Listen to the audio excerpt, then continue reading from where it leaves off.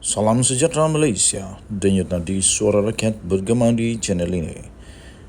Jangan lupa tekan butang subscribe, like dan share. Malaysia kita punya, cintai Malaysiaku, kita jaga kita.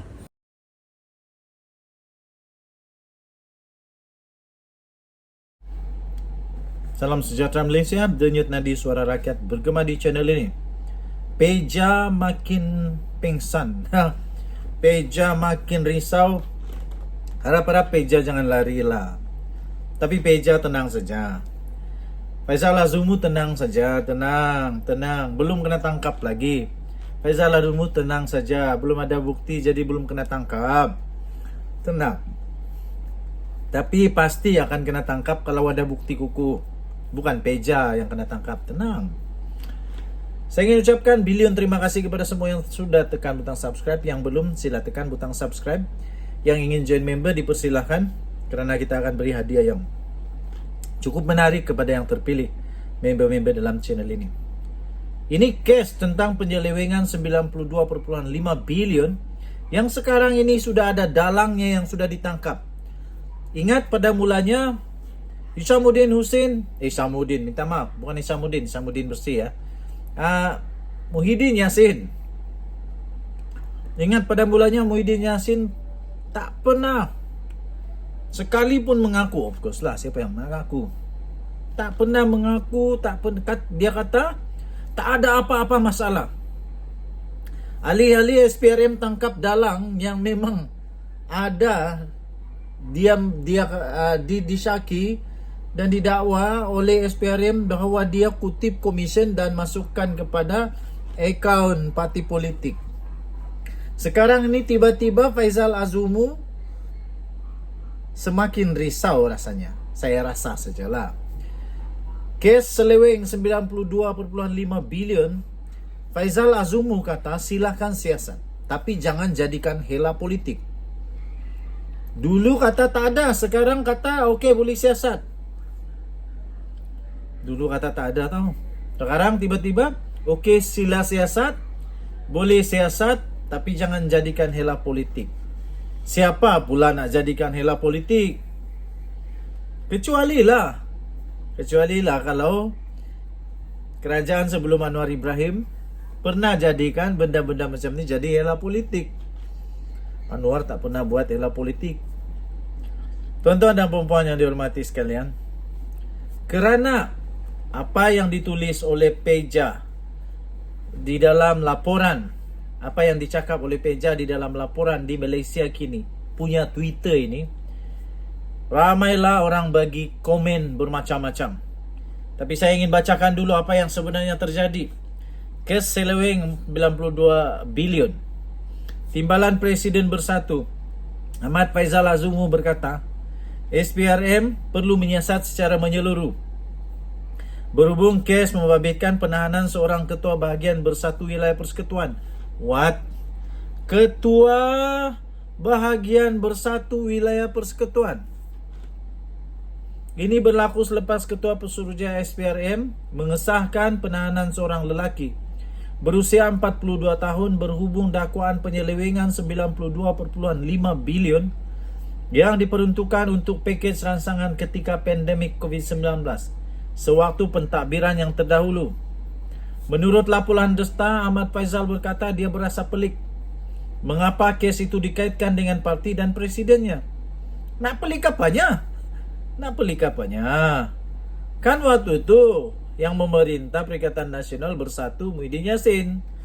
Memanglah disiasat. Harap-harap jangan meroyan dulu. Jangan risau dulu. Ini baru siasatan. Jadi, kalau terbukti memang tak bersalah, Bersatu bersih, Muhyiddin Yassin bersih, pemimpin-pemimpin Bersatu bersih, kenapa mau meroyan? Kata Peja, ya siasat kes itu, tetapi ia tidak sepatutnya menjadi hela politik untuk memburukkan pentadbiran terdahulu. Bukankah ini yang terjadi dalam politik Malaysia juga? Waktu Pakatan Harapan dulu memerintah, walaupun Anwar Ibrahim bukan Perdana Menteri, Walaupun Anwar Ibrahim bukan Perdana Menteri, tapi waktu propaganda politik disiar-siarkan ketika kempen pilihan raya, kenapa libatkan Anwar pula dengan Tun Mahathir punya keputusan? Coba jawab yang itulah. Kata Peja lagi, terdapat ramai ahli parti yang rapat dengan Presiden termasuk saya sendiri. Saya percaya Presiden parti tidak melakukan kesalahan, namun biarlah SPRM menyiasat kes itu, katanya. Ini deep betul ini.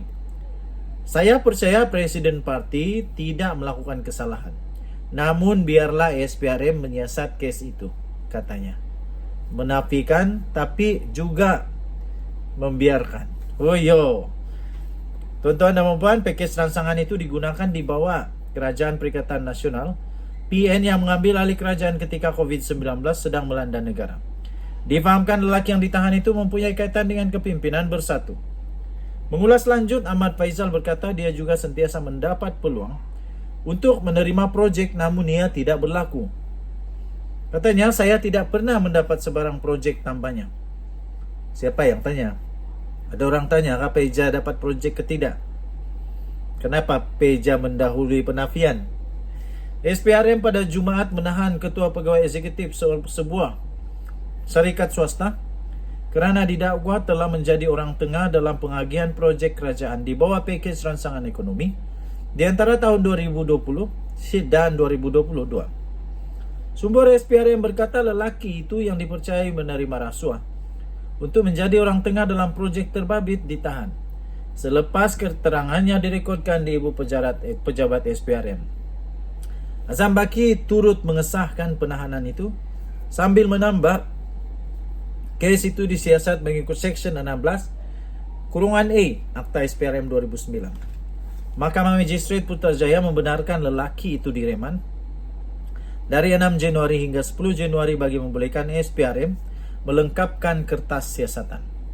SPRM sebelum ini dilaporkan telah memulakan siasatan terhadap dakwaan penyelewengan sebanyak 92.5 bilion yang telah diperuntukkan untuk pakej rangsangan ketika pandemik COVID-19 sewaktu pentadbiran terdahulu. SPRM dalam kenyataannya sebelum ini berkata, Kementerian Keuangan sudah pun memberikan perincian dana berkenaan di bawah pakej rangsangan ekonomi pada 2020 dan 2021 berkaitan pengurusan COVID-19. SPRM berkata sebanyak 530 bilion telah diperuntukkan dan daripada jumlah itu 92.5 bilion adalah membabitkan dana kerajaan, manakala 437.5 bilion bukan dana kerajaan.